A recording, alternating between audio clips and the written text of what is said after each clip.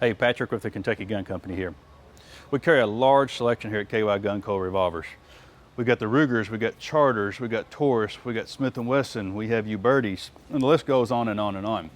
But a lot of times we have guys come in here and they want a decent price revolver, you know, in the $200, $250 price range that they could plink with, primarily in a 22. One of our most popular ones by far, and this is probably our highest volume 22 revolver that we sell. This is the Heritage, and actually we have a gentleman back here filling out paperwork right now for one of the Heritage. We probably sell, a good average 20 of these things a day. But there's a lot that goes into making these little things, and if you want to know what goes into making these little revolvers for $189 to $250, watch the rest of this video. 2 years ago, Taurus bought Heritage firearms. You guys are familiar with Heritage. Single action 22 Magnum revolvers. They've been a high volume mover for our company for many, many years. So Dan is the new, the whole factory manager? Yeah. Okay, factory manager for Taurus here in Miami, but he's also had the hands-on approach to Heritage. And he's going to show us how these revolvers are made. Thank you very much. No problem.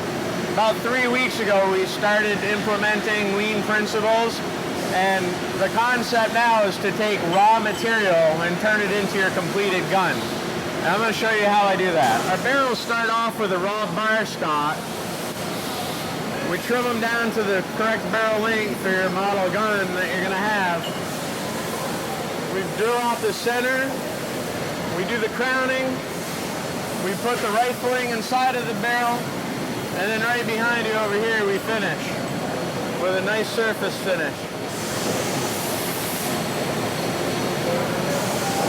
That's a centerless grinder. It pulls the barrel through and puts a really nice finish on it.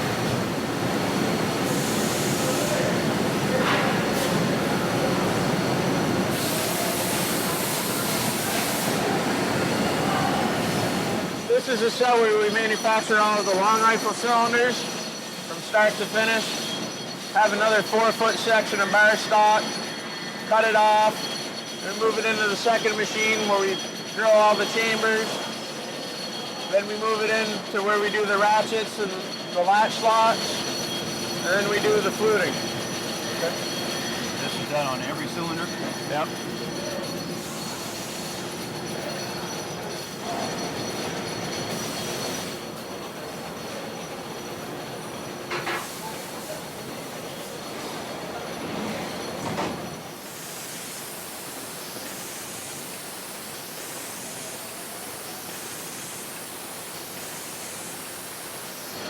The cell behind me is where we do the grips. We call them the back straps. How are these made? Magic. Oh, you use the MIM process you guys have in the other part? No, we don't use the MIM. We actually use a die cast injection process by another supplier. So we get the raw part and then we start polishing it and machining it. Cool.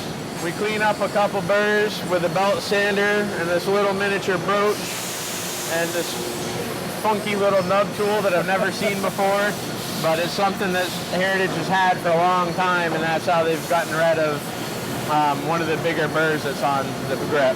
Okay. From here, we machine all the holes in the grip, and then we start polishing them. Polish them up a little bit so that they have that nice shine to it. Okay. Get rid of any type of a parting line or seam from the injection process. And then they go to bluing, so it's a very simple operation for it. I'm here with Gilo.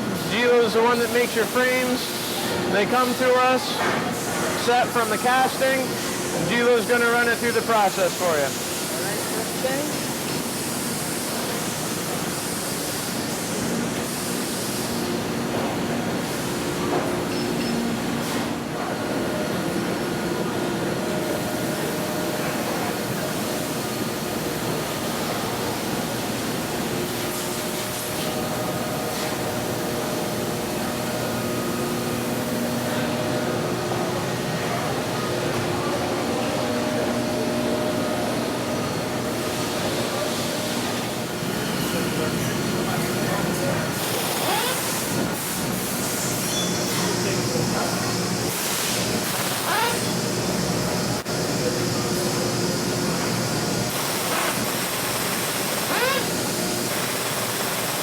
So this is our finishing department. This is where we tumble and we put that nice blue color on all of our guns.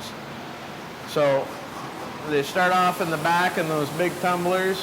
From the big tumbler, they come up, they get placed onto these little racks that are hanging. They're part specific. And then we dunk them through the tank at the recipe that we need, depending on the material. All right, so now you showed us how you made all the parts. Now I'm going to show you how they come together. How they come together. Behind me is our assembly cell where we match the barrel and the frame up, the grip frame, the back strap, and we go right down through traditional assembly line. We broke it up to kind of balance out the amount of time it takes with each different step in a logical order. First step that we do is we take the blued frame and the barrel, we put the safety paint in, and we screw them in together.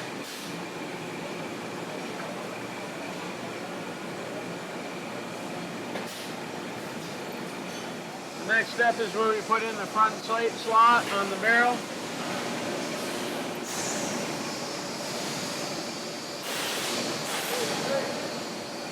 And we roll mark the barrel for the caliber.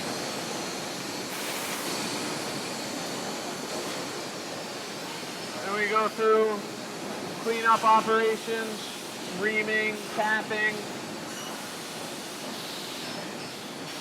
The next step is where we actually press in the front sight. And a lot of these guys here on the line, did they come over from Heritage or? Yeah. Looks like these guys know what they're doing. Yeah. When we bought Heritage, almost all the staff came over with them. After the sight pin's on, do a couple deburring operations. Good. Then we start assembling the ejector housing with the base pin. The next step down, they do grip assembly, they do a basic inspection, and then it moves down to the final inspector where they'll check the gun 100%, make sure it's range ready before it goes to get test fired. The next station down is our repair station. We've got really good first pass-through quality. We really don't have a lot of repair work for our gunsmith to do. So we supplement with some of our lower demand products like the 45s, the 357s, the 44 Magnums.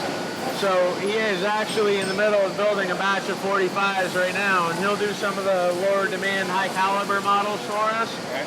as well as take care of any customer issues or tweaking and working back and forth with everybody. Those are really all the repairs that you have for Heritage right here. This is actually all new assembly. I mean, your two guys right here, these are your only two repair guys. Yeah. So, that shows you right there that thousands of guns these guys crank out here every day. You know, there's two guys that do repair, and we stopped in here on a whim basically to do the factory tour, and they're not even repairing guns. So that's always a good thing to have in your hands. It's a beautiful thing. Yeah, they're building guns, not repairing guns. So I would feel confident in telling you that Heritage quality is top notch. And I know personally firsthand too, because we sell them and they don't come back. For the past year, I've been catching a lot of hell in the store, repeatedly on the internet and in the store. Where is all the 22s going? Well, we've discovered exactly where they go. Like I said, and like Mark just told you, every revolver that comes out of this factory is shot 2 full cylinders. And Louie's been with the company now for 14 years. And he is in charge of shooting all these 22s and testing every Heritage revolver that we have here. And I've been told he's a real spectacle at how quick he could test them, how quick he could turn through them. But if you want to know where all the 22s have gone, this is the guy that's responsible. Ready?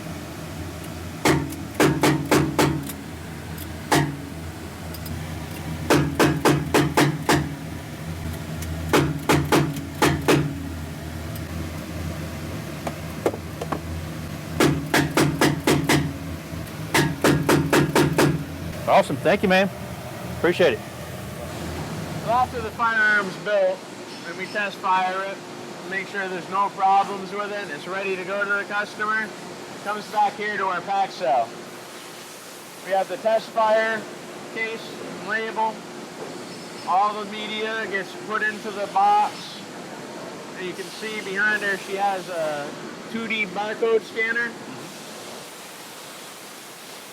We do this to reduce any type of packing error and manual serial number entry. And so we got the little 2D barcode right there, and the camera system scans it for us, enters it into our database, prints out the labels automatically for us. And that's how we ensure that we have the right gun in the right box. Wow. And that you guys at home are actually getting the right gun with the right serial number. Dan, we appreciate you showing us everything today. No problem. You know, it's amazing. I had no idea how many steps goes into making a revolver. And, you know, probably even more importantly, you know, this is a revolver that's being had at a real reasonable price. You know, you're in the $200 to $300 MSRP. It's amazing what you guys put into such a revolver and get it at a price point where, you know, the everyday guy can afford. Right, absolutely. Certainly appreciate it. Thanks a lot. No problem. Thank you. Appreciate it, man. Dead center. Fucking head space.